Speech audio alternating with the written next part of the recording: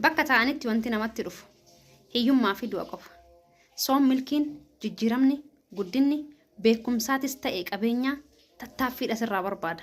Tattaaffii ati har'a gootutu tarkaanfii ati har'a gootutu fiigicha ati har'a jireenya kee jijjiiruudhaaf fiidutu boru jireenya kee isa har'aa kanarra jireenya kee boruu fooyya'aa taasisa. Beekumsaanis ta'e qabeenyaan soo kanaaf tattaafachuudha sirraa barbaachisa. Keessattuu addunyaan irra jirtu tun imaltuudha. Umriin keenyas fiigutti jira. Addunyaanis dhiitee bariiteen isii umrii keenyarraa waa fudhachaa deemaa jirti. Soo umriin keenya hir'achaa jira jechuudha. Umrii hir'achaa jiru kana keessatti ammoo situ waan barbaadu bira gahuudhaaf fiiga malee wanti fiigee bakka ati teettutti sitti dhufu hin jiru. Soo kanaaf jijjiirama barbaadda, milkii barbaadda, tattaafadhu. Fiigicha kee itti fufisiin jechuun barbaada.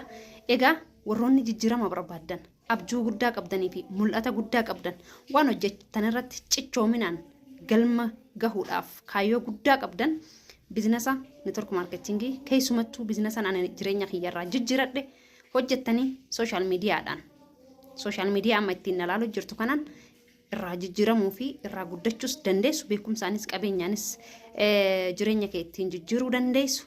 Akkamitti akka hojjettuu fi ulaagaan isaa maal akka ta'e ejjennoo qabaattee jennaan karaa waasaappiitiin kottu na dubbisi. Warroota kaayyoo qaban qofan barbaada. Namoota zim jedhanii namatti bilbilan osoo hin taane warroota dhugumaan jireenya isaanii jijjiiruudhaaf cichoominaan tarkaanfachuu barbaadan haala saniin anis ibsa bal'aa kennee fi biizinasa hojjettee jireenya kee jijjiiruu dandeessa. Welcome.